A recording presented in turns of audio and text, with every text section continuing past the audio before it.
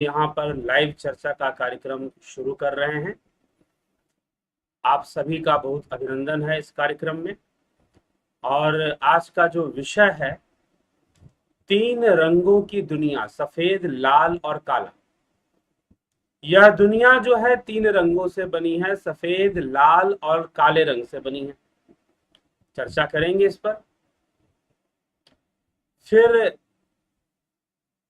और भी कुछ बातें हैं आज की चर्चा में, महत्वपूर्ण विषय है जो कि आएंगे। तो श्वेतास्त्र उपनिषद के 2 श्लोकों पर ही चर्चा करेंगे। बहुत ज्यादा चर्चा नहीं करेंगे, ज्यादा श्लोक कवर नहीं करेंगे, चर्चा लंबी हो जाए वो बात अलग है। लेकिन बस 2 ही श्लोक है जिसको हम आज जिस पर हम आज चिंतन मनन करेंगे। और उसका विषय क्या है? तीन रंगों की दुनिया, सफेद, लाल और काला। तो आप कई बार लोग सोच लेते होंगे कि भाई ये क्या विषय इन्होंने ले लिया है, तीन रंगों की दुनिया। अपनी मर्जी से कुछ भी विषय बना लेते। भैया अपनी मर्जी से नहीं बनाते, ठीक है? अपनी मर्जी से कर। पीछे किसी ने कुछ मृत्यु पर विजय के बारे में मैंने थंबनेल में टाइटल बनाया था, तो श्वेतास्त्र उपनिषद में वैसे श्लोक थे। 2 श्लोक ऐसे थे जिसमें कि मृत्यु पर विजय की बात लिखी गई थी। तो आज तीन रंगों की दुनिया, सफेद, लाल और काला, रंग भी बता दिए हैं। थंबनेल में, टाइटल में भी आपको रंग बता दिया गया है, सफेद, लाल और काला। इन तीन रंगों से दुनिया बनी है, ठीक है? तो अगर आज का विषय भी लिया गया है तो वह भी उपनिषद के श्लोकों पर ही आधारित है। कोई अपनी मन मर्जी का विषय नहीं है ये, इस उपनिषद के श्लोकों पर ही आधारित विषय है। तो तीन रंगों की दुनिया के बारे में कैसे बताया जा रहा है, और उस दुनिया में रहने वाले जो जीव हैं उनकी क्या गति है, इस बारे में भी चर्चा किया जा रहा है। तो कल जो हमने देखा, ब्रह्म के बारे में बताया, ब्रह्म की गति के बारे में बताया। कई बार लोग कुछ विषयों को लेकर संशयग्रस्त होते हैं कि जीव क्या है, आत्मा क्या है, क्या जीव और आत्मा एक ही है, क्या अलग अलग है, क्या इनकी अलग अलग सत्ता है, क्या इनकी अलग अलग सत्ता है? अगर अलग अलग सत्ता है तो फिर तो वो कभी खत्म नहीं होंगे, ठीक है? एक बात ध्यान रखिएगा, अगर सत्ताएं दो तीन मानेंगे कि दो तीन सत्ता है, दो तीन चीजें सत्तावान है, तो उसमें क्या होगा कि कोई ना किसी पॉइंट पर जाकर, किसी ना किसी बिंदु पर जाकर दोनों एक दूसरे से टकराएंगी, ठीक है? आमने सामने ना टकराए, भौतिक रूप से ना टकराए, किसी ना किसी पॉइंट पे टकराव जरूर हो जाएगा। समझौता होगा या टकराव होगा जहां पर दो सत्ता या तीन सत्ता की बात करेंगे। जहां पर आप दो और तीन सत्ता की बात करेंगे वहां पर टकराव आना निश्चित है। इसीलिए कभी मत बोलिए, ये बिल्कुल बड़ा ही विचित्र लगता है कि कोई ये कहता है कि तीन सत्ताएं हैं, एक ब्रह्म की, एक जीव की, एक प्रकृति की। जी ऐसा कुछ भी नहीं है। अथर्व श्रुति साफ साफ इस विषय में अपनी घोषणा करता है कि ब्रह्म ही जड़ और चेतन के रूप में अभिव्यक्त होता है, ठीक? फिर अंत में चेतन ही उसका मूल रूप मान लेता है। तो चेतन और जड़ ये मिलकर, फिर ये दोनों मिलकर जड़ के अंदर क्रियाशीलता आती है, चेतन से आती है, चेतन के सकाश से। तो यह जो चेतना है जड़ में समाया हुआ है, सर्वव्यापी रूप में समाया हुआ है, व्याप्त है। यह जड़ की अपनी स्वतंत्र सत्ता नहीं है, लेकिन जड़ भी अनादि है, चेतन भी अनादि है। अनादि कहने का मतलब यह है कि उनमें परिवर्तन तो आ सकते हैं, लेकिन वह हमेशा के लिए खत्म नहीं हो सकते। तो जीव अनादि है। अब बताओ, जीव में तो परिवर्तन आते रहते हैं, जीव की अवस्थाओं में परिवर्तन आते हैं। जीव कभी सुषुप्ति में है, कभी जागृत में है, कभी मृत्यु के उपरांत किसी योनि में है, किसी योनि में है। तो उसी प्रक्रिया को बताई जा रही है कि ब्रह्म ही सब कुछ है, ब्रह्म ही सब कुछ है। वही माया का प्रसार कर लेता है, वही चेतना का प्रसार कर लेता है, और फिर दोनों से मिलाकर, जैसे मान लो कि मेरा एक हाथ जड़ है, एक हाथ चेतन है, दोनों मिल गई बन गया, तो अब किसी को लगा दो बढ़िया से, क्या मतलब ताकत बन गई, एक शक्ति बन गई। तो जड़ में शक्ति तब तक नहीं था जब तक ये चेतन ना मिला इसके साथ। तो आप कहते हो ना ऊर्जा, ऊर्जा कहां से बनी, एनर्जी कहां से आई? चेतन इज नॉट एनर्जी, आत्मा इज नॉट एनर्जी। जब प्रकृति के साथ जब हुआ, जड़ के साथ जब हुआ, तो एनर्जी का डेवलपमेंट वहां पर होता है, उससे पूर्व नहीं होता। ठीक है, तो चेतन ने सबके अंदर वो व्याप्त है, और जब उसकी गति जड़ में है, जड़ में है अर्थात इंद्रियों में है, बुद्धि में है, माया में है, जब उसकी गति माया में है तो वो हंसो है, हंसो अर्थात जीव है। जब उसकी गति भोगों में है, माया में है, तो क्या है वो जीव है, वही चेतन। जीव का विकास, एक जीव एक नया तत्व विकसित हो जाएगा, कर्म संस्कारों से परिपूर्ण, इंद्रियों से परिपूर्ण वह जीव बन जाएगा, अंतःकरण से परिपूर्ण। और जहां पर चित्त वृत्ति का निरोध होगा, सारे अंतःकरण का निरोध हो गया, इंद्रियों का निरोध हो गया, कर्म संस्कारों का निरोध हो जाएगा। चित्त के लय होने से कर्म संस्कारों का भी निरोध हो जाता है। जब इनका जब निरोध हो जाता है, लय हो जाता है, तो शुद्ध आत्मा बचती है, शुद्ध आत्मा बचती है, और वो सर्वव्यापी आत्मा है। सर्वव्यापी अस्तित्व का साक्षात्कार तो खैर पहले ही होना शुरू हो जाता है योगी को। योगी जब अपने इंद्रियों का बंधन तोड़कर हिरण्यगर्भ लोक में जब पहुंचता है, वहां पर पंचभूतों पर उसका नियंत्रण आता है, तो वो अपने सर्वव्यापी सत्ता का अनुभव कर लेता है। आप कभी इस विषय को समझने की, पतंजलि ने इस विषय को अच्छे से समझाया है कि ध्यान योग के द्वारा योगी अपनी सर्वव्यापी अस्तित्व को, अपने सर्वव्यापी अस्तित्व को जान लेता है। अभी तो वो अपने अस्तित्व को सीमित में देख रहा है, अपने शरीर से सीमित, लेकिन ध्यान योग के द्वारा वह अपने सर्वव्यापी अस्तित्व को जान लेता है कि उसका अस्तित्व सर्वव्यापी है, वह स्वयं ही पुरुष रूप है, उसका वास्तविक स्वरूप ही पुरुष है, परमात्मा है। इस तरह का ज्ञान उसको होने लग जाता है योगी को ध्यान योग के द्वारा। तो ऐसी चर्चाएं पहले से की हुई हैं। तो जब उसकी गति किस ओर होती है, इंद्रियों की ओर होती है, तो वहां पर जीवत्व का विकास हो जाता है, जीव बन जाता है, और वह जीव ही शरीर छोड़कर भटकता है, आत्मा नहीं। इसीलिए किसी भी वस्तु को हम निरात्मा नहीं कहते, क्या कहते हैं? निर्जीव। निर्जीव, उसमें जीव नहीं है कि वो कर्म करे, घूमे फिरे। जैसे कोई भी मान लीजिए वस्तु है, ये कवर है, तो अब ये निर्जीव वस्तु है,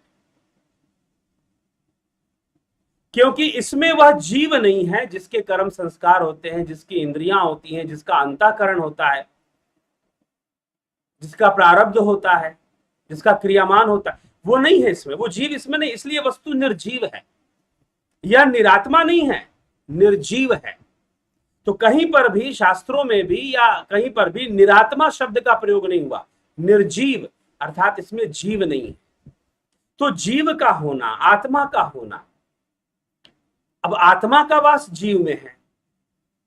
इसीलिए श्री कृष्ण भगवान ने कहा अहम आत्मा गुडाकेश सर्वभूताश स्थिता, सर्वभूताश स्थिता, कि सभी भूतों में मैं आत्मा रूप में स्थित हूं। मतलब कि भूत और आत्मा ये दो अलग अलग चीजें हैं कि नहीं? मैं सभी भूतों में आत्मा में रूप में स्थित हूं, तो भूत और आत्मा ये दो अलग अलग चीजें हैं, एक चीज नहीं है। तो जीव विकसित हो जाता है, जीव होता नहीं है लेकिन विकसित हो जाता है, बन जाता है, अस्तित्व में आ जाता है। जैसे कि प्रकृति के असंतुलन से बुद्धि अस्तित्व में आती है। सांख्य दर्शन क्या कहता है? पहले बुद्धि अस्तित्व में आती है, फिर अहंकार अस्तित्व में आता है। अविद्या के कारण बुद्धि अविद्या को ग्रहण करती है, अहंकार को जन्म देती है। अहंकार अस्तित्व में आता है, मन अस्तित्व में आता है, इंद्रियां अस्तित्व में आती हैं, पंचभूत पंच तन मात्राएं, कर्म इंद्रियां, ज्ञान इंद्रियां, ये सारी चीजें अस्तित्व में आनी शुरू कर देती हैं। तो अस्तित्व में लाने वाली कौन सी सत्ता है? वह ब्रह्म का सकाश ही है, वही तो लेके आ रहा है सारी चीजों को अस्तित्व में।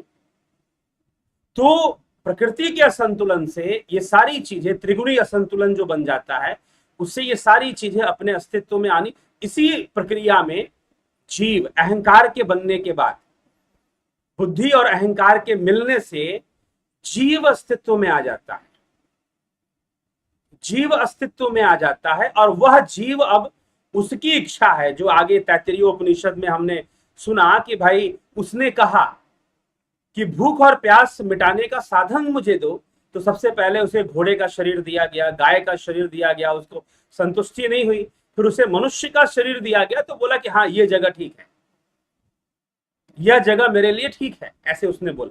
ये किसने बोला? वो जीव ने बोला, वह जीव की मांग थी। तो जब उस आत्मा की गति, जब उस ब्रह्म की गति माया में होती है, क्योंकि वो सर्वगत है, सर्वगत कहने का मतलब हर जगह पहुंचा हुआ है, तो जब उसकी गति माया में होती है तो फिर वह जीव के रूप में होता है। हंसो, उस गति को ही हंसो बोलते हैं, वह जीव के रूप में फिर होता है। तो यह रहस्य समझना पड़े, ठीक है। और उसी गति में ये सारी चर्चा श्वेतास्त्रोपनिषद में जो कल हमने सुना कि वह स्त्री भी है, वह पुरुष भी है, वह कुमार भी है, वह कुमारी भी है, वह वृद्धावस्था में लाठी लेकर चलने वाला भी है, वही है, वही ब्रह्म है। उसकी मौजूदगी के बिना कुछ भी संभव नहीं था, ना हो सकता था। इसीलिए तो हर जगह उसको सर्वव्यापी सर्वगत कहा जा रहा है। सर्वभूत गुहाशय, क्या कहा गया? सर्वभूत गुहाशय, सभी भूतों के गुहा में, सभी जीवों के गुहा में, जो श्री कृष्ण भगवान ने कहा अहम आत्मा गुडाकेश सर्वभूताश स्थिता, तो सभी भूतों के गुहा में, सर्वभूत गुहाशय, इस शब्द का प्रयोग श्वेतास्त्रोपनिषद में हुआ। तो सभी भूतों के गुहा में वह विराजमान है, सभी जीवों के। इसीलिए जीव अलग सत्ता, ब्रह्म अलग सत्ता, कंफ्यूज मत कीजिए। जीव का अस्तित्व बिना ब्रह्म के नहीं है, जीव का अस्तित्व बिना ब्रह्म के नहीं है, ब्रह्म उसमें समाया हुआ है, इसीलिए जीव काम कर रहा है और जीव की सत्ता बनी हुई है। तो जीव की स्वतंत्र सत्ता नहीं मानी जा सकती। ये सारी चीजें एक सीक्वेंस में है, यह आपको समझना पड़ेगा। तो जीव की सत्ता कैसे मानी जाएगी, ये विषय है। तो इसलिए ब्रह्म की सत्ता से ही जीव की सत्ता बन रही है, कोई अपने आप से स्वतंत्र रूप में नहीं बन रही है, ये हमें समझना पड़ेगा। तो आगे चलिए श्लोकों में देखते हैं क्या क्या समझाया जा रहा है। तो एक श्लोक पीछे से ही लेते हैं।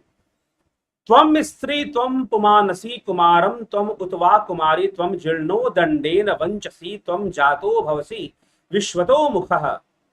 तुम ही स्त्री हो, तुम ही पुरुष हो, तुम ही कुमार, तुम ही कुमारी, तुम ही बूढ़ा होकर लाठी के सहारे चलने वाले हो, तुम ही विराट रूप में प्रकट होने वाले हो, तुम ही विश्व रूप हो, विश्वतो मुखः, सब ओर से मुख वाले हो, सब ओर दृष्टा, सब ओर देखने वाले तुम ही हो। हे ब्रह्म, सब कुछ तो तुम्हारा ही है। हे परमात्मा, सब कुछ तो तुमसे ही है।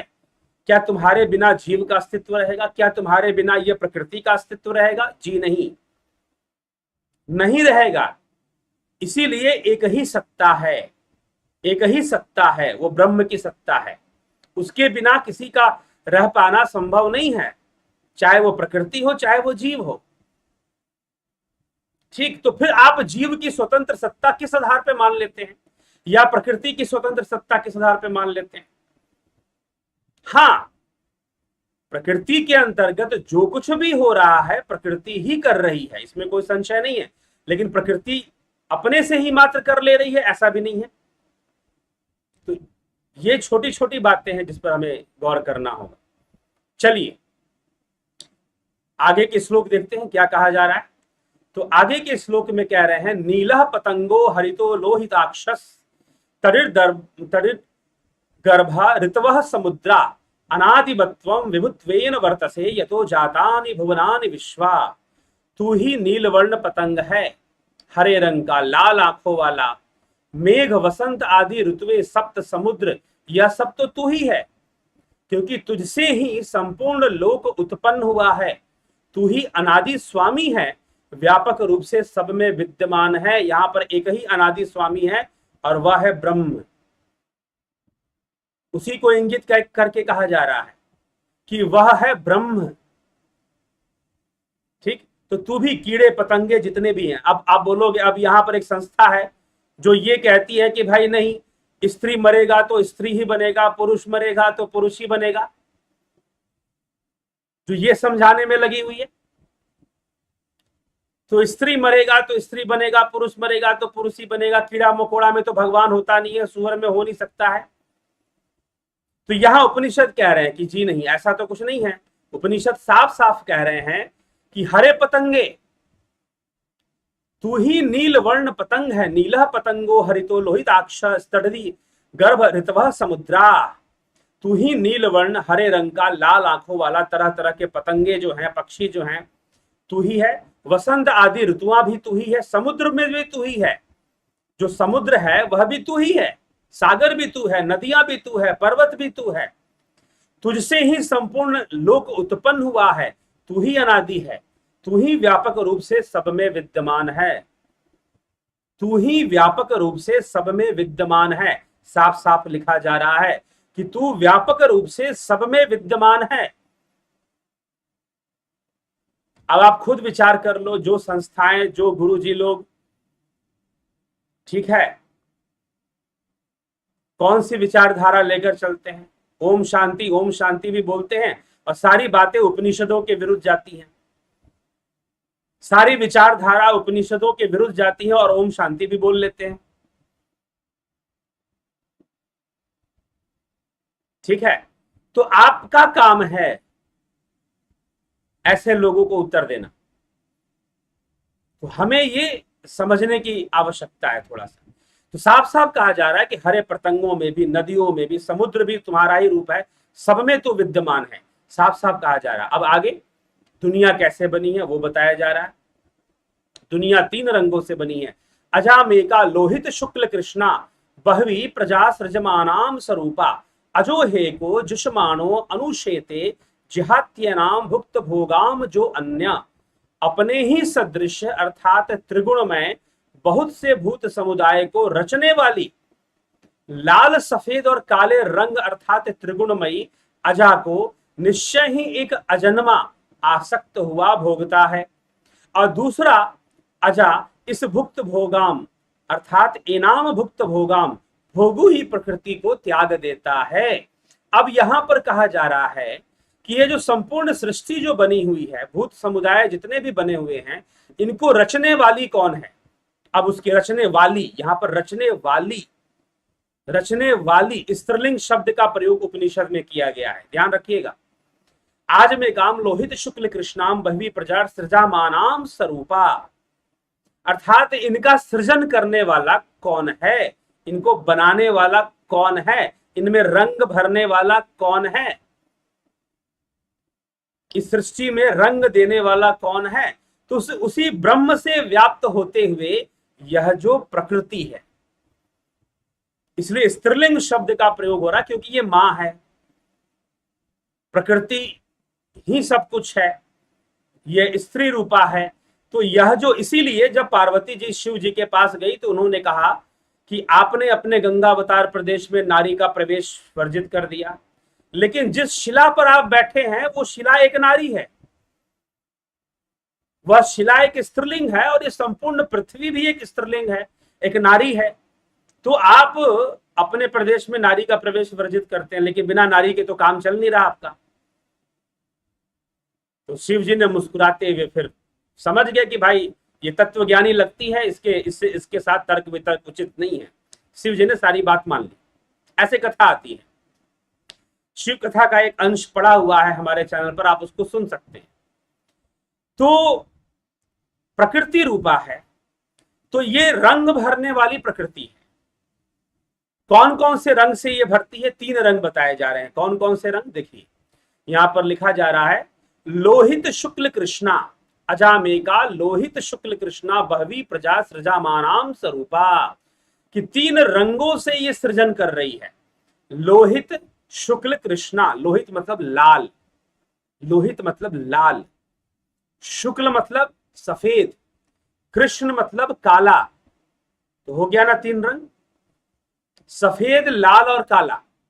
इन 3 रंगों की सृष्टि है, 3 कलर्स। लेकिन वास्तव में ये 3 कलर जो लिए गए हैं यह गुणों के लिए लिए गए हैं। सफेद रंग सतोगुण, सफेद रंग सतोगुण, लाल रंग रजोगुण और काला रंग किसके लिए कहा गया है? तमोगुण के लिए।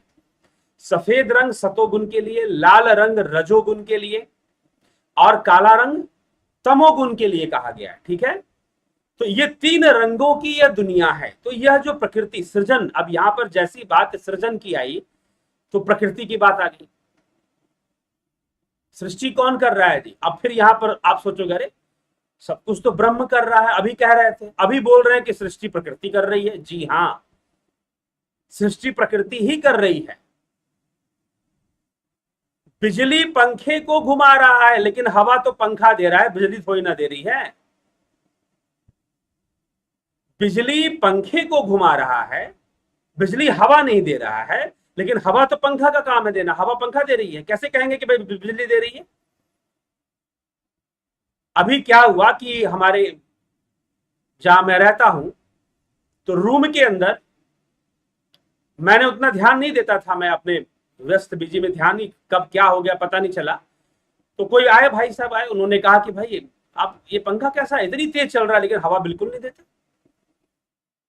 उन्होंने रुमाल ऐसे करके दिखाया कि देखिए बिल्कुल हवा नहीं है। और बड़े परेशान बेचारे गर्मी से आए थे, उन्होंने सोचा कि कुछ देर हवा में बैठूंगा, पंखे की हवा में।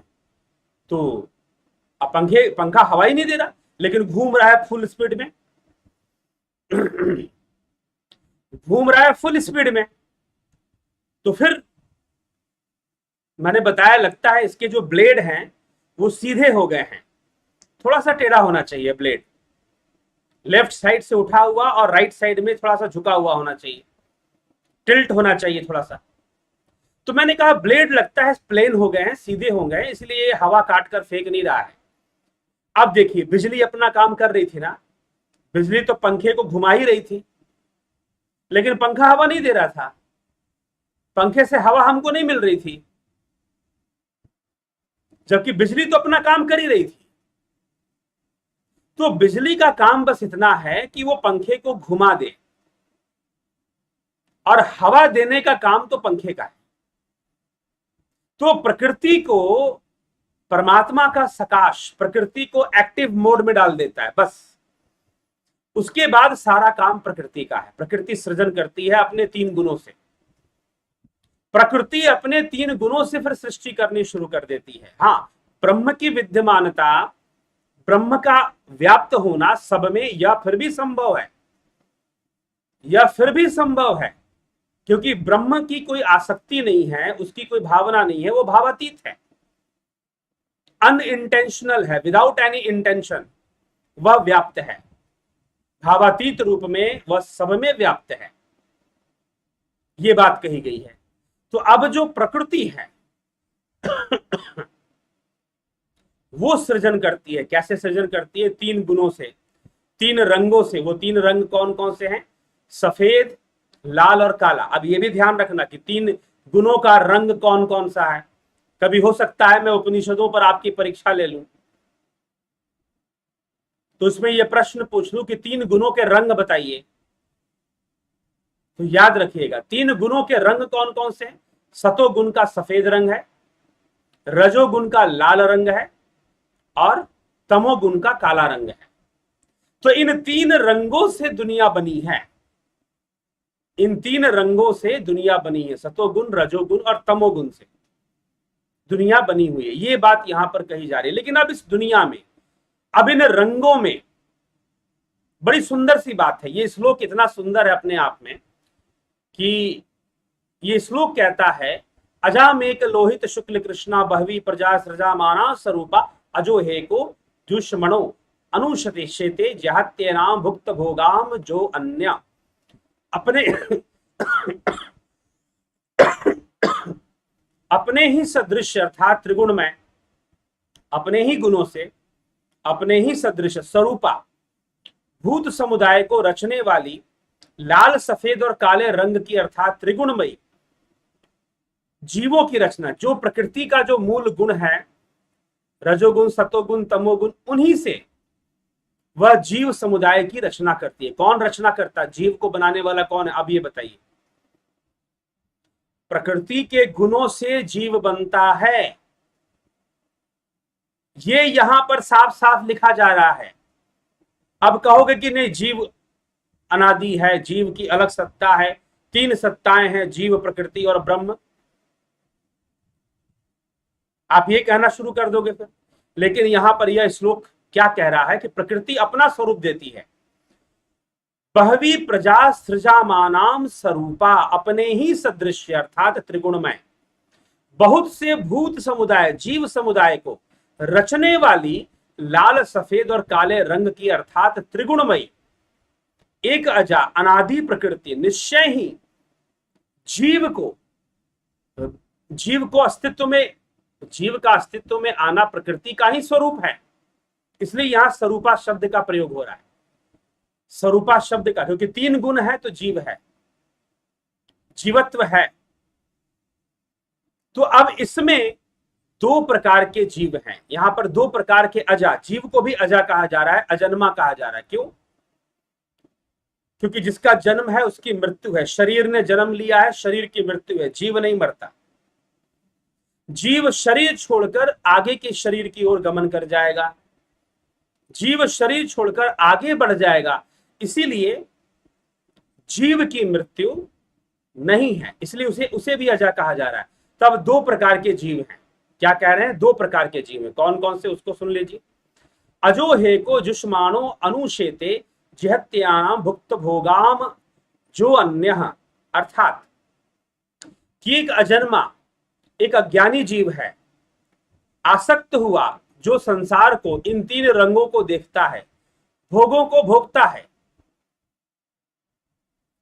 यह दो प्रकार के जीव हैं जो इस प्रकृति का भोग करते हैं। क्या करते हैं? प्रकृति का भोग। अब एक है जो इसमें आसक्त होकर प्रकृति को भोगता है, रंगों को ही भोगता है, रंग ही भोग है वास्तव में। तो इन रंगों को देखता है और प्रकृति का भोग करता है। कौन? एक जीव ऐसा है जो आसक्त होकर करता है। और एक जीव की स्थिति ऐसी है कि भैया वो भोग भोग के थक चुका है। वो क्या बोलता है? पुनरपि जननम पुनरपि मरणम पुनरपि जननी जठरे शयनम इस संसारे खलु दुस्तारे कृपया पाही पार मुरारी। वो ये कहता है, वो कहता है कि भाई क्या रखा है, बार बार जन्म लो, बार बार पेट भरने के लिए खाना खाओ, स्वादिष्ट भोजन करने के लिए भागते रहो, आज ये अच्छा खाने को मिले, आज वो अच्छा खाने के मिले, बार बार नाम प्रतिष्ठा यश के पीछे भागो, और बार बार स्त्री के पीछे भागो, स्त्री का पुरुष के पीछे भागना। तो बार बार ये काम वासनाओं में लिप्त होते रहो, बार बार संतान की उत्पत्ति करते रहो। घुमा फिरा कर देखो ना कि मनुष्य की आसक्ति कहां पर है। मनुष्य धन एकत्र करता है या बहुत तरह की चीजें वो करता है, किस हेतु करता है?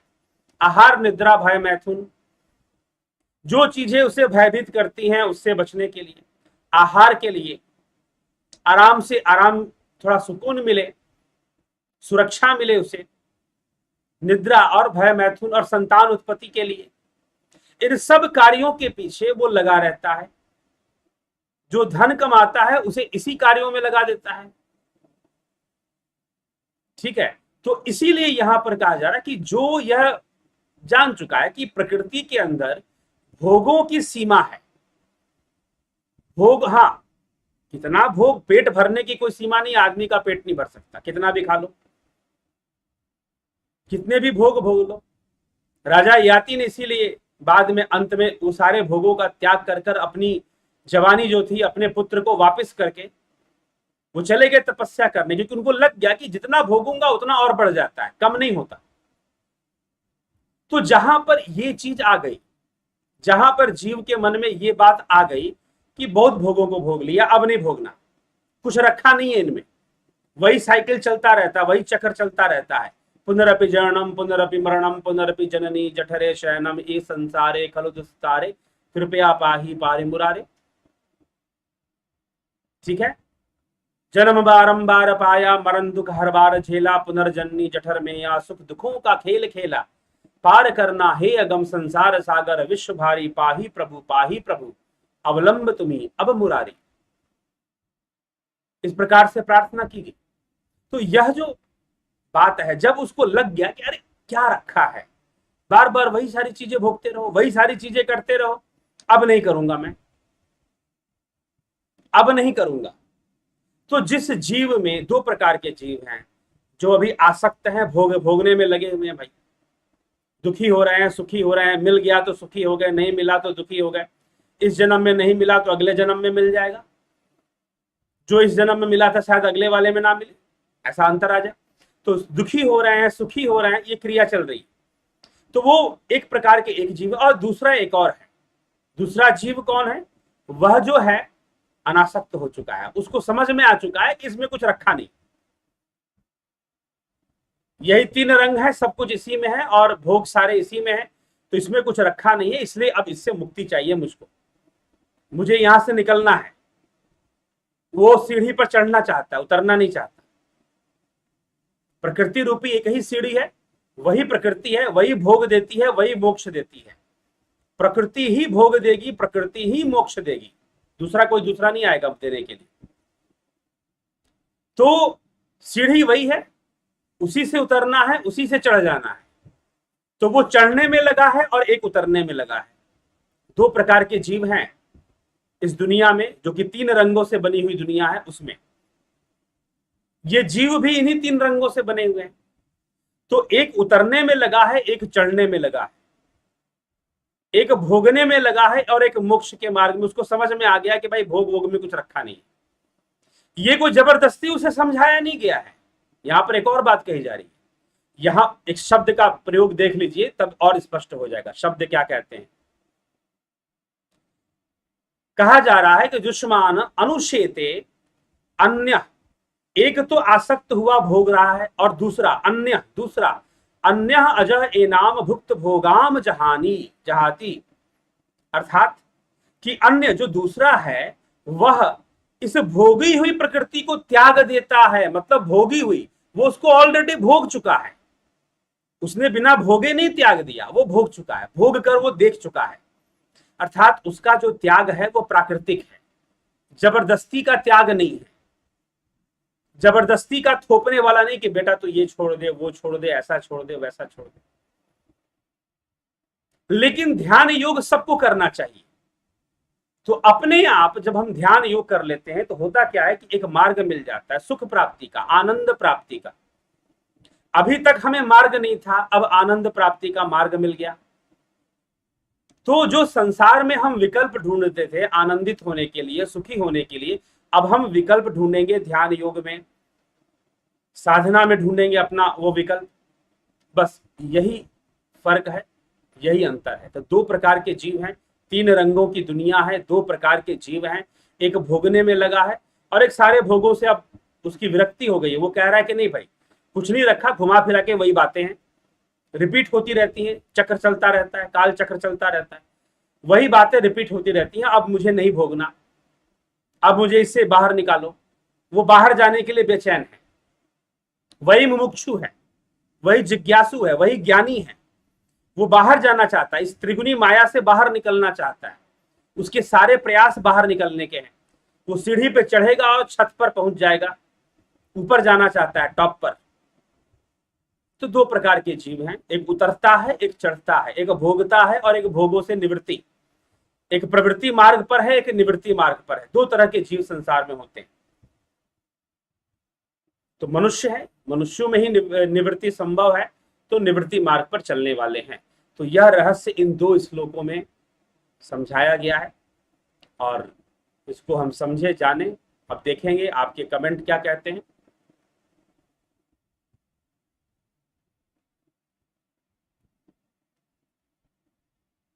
चलिए देखते हैं। जमाल खान जी, वेदांत में अलग बताया गया तेज जल पृथ्वी, इसे वेदांत में कहा गया। प्रणाम गुरुजी। सत्य रज तम, वेदांत में अलग बताया गया तेज जल पृथ्वी, इसे वेदांत में कहा गया। कहाँ कहा गया, प्रमाण के साथ बताइए। उपनिषद ही वेदांत है, उपनिषद ही वेदांत है। गोपाल शर्मा जी बहुत अभिनंदन। विश्व यात्री जी, विक्रम सिंह जी, एस के मिन्हास जी, जगत नारायण जी, उदय शंकर, सरोज कृष्णानी जी, रूपलाल विश्वकर्मा, सुधा अग्रवाल, स्मिता सावंत, उषा श्रीवास्तव जी, ओम कन्हाई कुमार जी, भीम सिंह मीना, अभिनंदन है। स्मृति रस्तोगी जी, पंकज रघुवंशी जी। गुरु जी क्या जीव सनातन है? चितरंजन, उसका मोक्ष होता है तो सनातन ही है, क्योंकि वो ब्रह्म में लीन हो जाता है, तो सनातन ही है। चितरंजन बरुआ, राजू पाल जी, भूप सिंह खिचर जी, महेश मकवाना जी, हरिओम। अंजू श्रीवास्तव जी, योगेंद्र पंडित जी, ललिता गर्ग जी, रोमेश चोपड़ा जी, शर्मानंद पंडित जी, रचना जी, किरण शर्मा जी, कन्हाई कुमार जी। अंत्येष्टि क्रियाक्रम में इतनी विनाते क्यों हैं? विनत्ते क्यों है मतलब? सनातन धर्म के अनुसार अंत्येष्टि क्रियाक्रम क्या कहता है, चर्चा करने की कृपा करेंगे। अंत्येष्टि क्रियाक्रम बहुत जरूरी होता है, वैसे तो करना ही चाहिए उसको, जो भी क्रियाक्रम है जैसे है। बस लोगों ने सही भावना खत्म कर दी है कि वास्तव में जो भावना होनी चाहिए, जो सोच होनी चाहिए, वो उसमें कमियां आ जाती हैं। तो अंत्येष्टि क्रियाक्रम जो है वो विधि पूर्वक होना ही चाहिए वैसे तो। गुरु जी प्रणाम। क्या उपनिषद भी वेद ही है? जी बिल्कुल वेद ही है। राम प्रकाश, ओम तत्सत। अब एके भट्ट, सनातन धर्म की शास्त्र सम्मत समझ आपके द्वारा नित्य प्रतिदिन की जा रही है, विवेचना को सुनने से विकसित हो रही है, अतः आपको साधुवाद। साधुवाद दादा खच्चर जी, अर्जन चौहान जी, अश्विन चौहान, हरिओम आचार्य जी। यदि बुद्धि अविद्या ग्रहण करती है तो फिर हनुमान चालीसा में बुद्धि का वरदान क्यों मांगा जा रहा है? जैसा कि यह कहा गया है, बल विद्या बुद्धि देहु मही हरहु कलेश विकार, विवेक मांगा जा रहा है। बल बुद्धि विद्या, संसार के यह जो बात कही गई है या जो यह मांगा गया है, यह संसार के विषय में कहा गया है। बुद्धि अविद्या ग्रहण करती है मतलब इंद्रिय अनुभूति को ग्रहण करती है। आप यहां पर जो कुछ भी लिख रहे हैं, जो कुछ भी देख रहे हैं, सब कुछ इंद्रिय अनुभूति में है, ठीक है। इसीलिए बुद्धि की ही दिशा परिवर्तन होता है। जब हम बुद्धि कहते हैं तो बुद्धि का दिशा परिवर्तन करने की बात करते हैं। तो संसार में सदकर्म के लिए, सदकर्म के लिए कहां पर? संसार में। कहां पर? इंद्रिय जगत में। वह बात किसी और संदर्भ में है, यह बात किसी और संदर्भ में है। तो बुद्धि अविद्या ग्रहण करती है मतलब अनरियलिटी को ग्रहण करती है, जो एक्चुअल में रियल नहीं है, ठीक। तो अविद्या इसलिए कहा गया है। तो लेकिन वह जो अनरियल है वह संसार के लिए रियल है, वह संसार के लिए रियल है। अब मान लीजिए कि यह वस्तु है, यह काली है, देखने में ब्लैक कलर की है।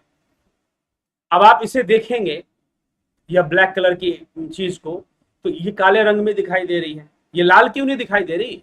यह पीली क्यों नहीं दिखाई दे रही? या 7 रंग है तो 7 रंगों से कोई 8वां या 9वां 10वां 20वां रंग कोई बन जाता, वो दिखाई देता? तो नहीं, ये आंखों की क्षमता है, आंखें इतनी ही देख सकती हैं, इसलिए दिखाई दे रही है।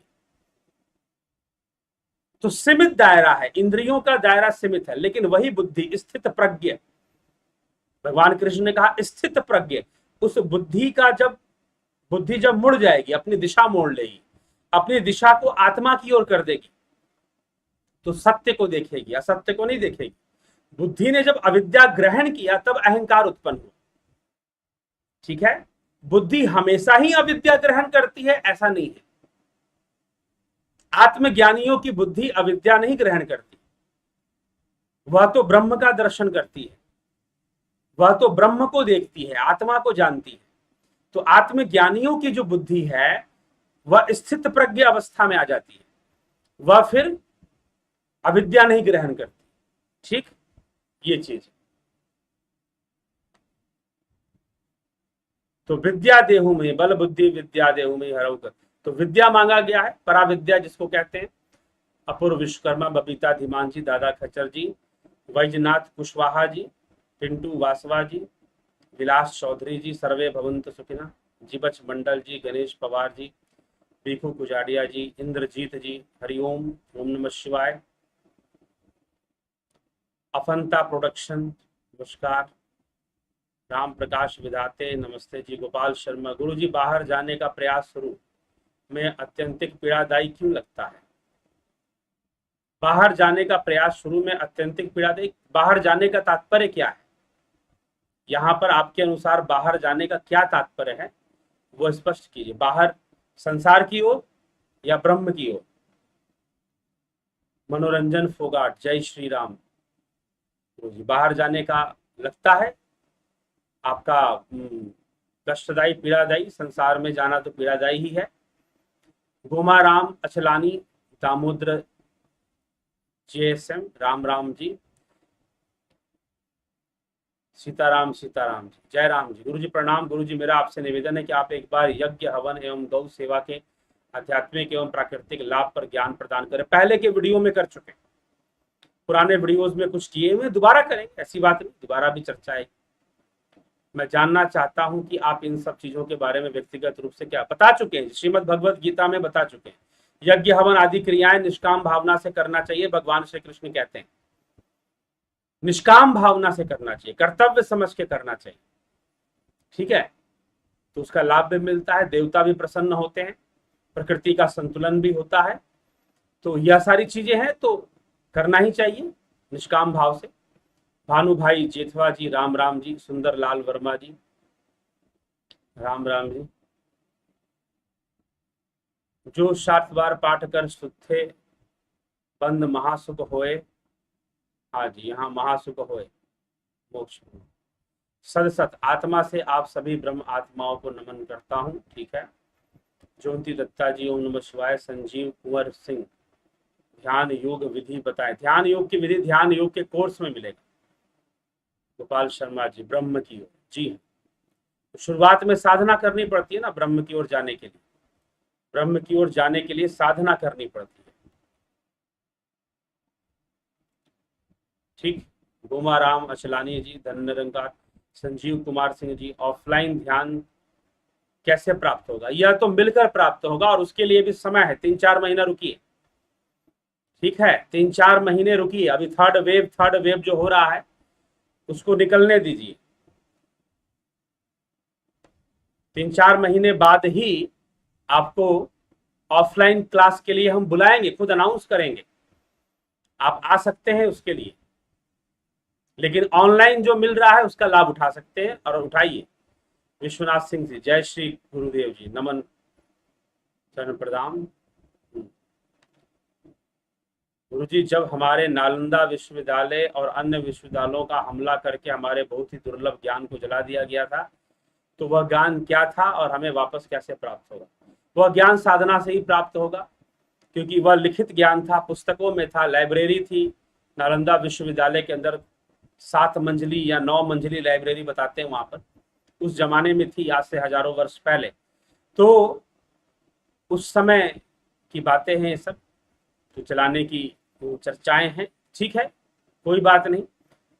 ध्यान योग से, साधना से, ऋषियों ने वहीं से ज्ञान को निकाला, बहुत सारी बातें निकाली, तो हम निश्चय ही उसको जाने। क्या प्रभु दर्शन की कोई साधना है? जी हाँ, ध्यान योग की साधना प्रभु दर्शन की ही साधना है। ठीक, तो यह है ध्यान योग। 11 तारीख से ध्यान योग का कोर्स शुरू हो रहा है। 11 तारीख से ध्यान योग का कोर्स शुरू हो रहा है। जो लोग ज्वाइन करना चाहते हैं कृपया उसको ज्वाइन कर लें और उसका पूरा पूरा लाभ उठाएं। ठीक, गुरु जी, क्या अंतःकरण और बुद्धि एक ही है या अलग है? अंतःकरण 4 प्रकार के होते हैं, मन, बुद्धि, चित्त, अहंकार। अंतःकरण ही 4 होते हैं, ये अंतःकरण का ही एक भाग है बुद्धि। ठीक, बस ये कहे समझिए, इस तरह से समझिए।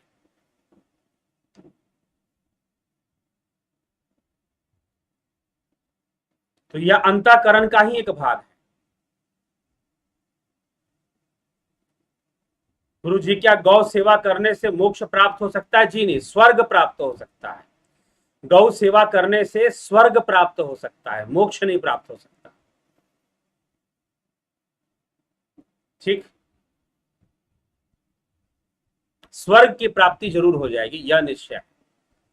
मोक्ष के लिए तो निष्काम कर्म योग, निष्काम कर्म योग की ओर बढ़ना पड़ेगा और फिर ध्यान योग की ओर बढ़ना पड़ेगा। तो निष्काम भावना से जब आप गौ सेवा करते हैं तो वह भी निष्काम कर्म योग का साधन बनेगा।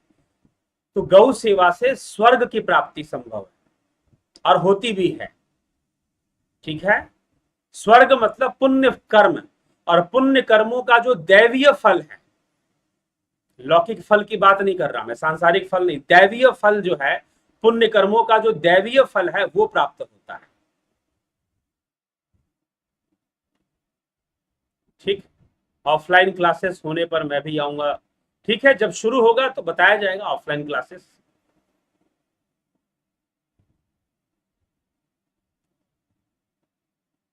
ठीक, चलिए अब जो है विराम देंगे विचारों को। यहां पर काफी समय से चर्चा लगातार चल रही है, अब इस चर्चा को विराम दिया जाएगा।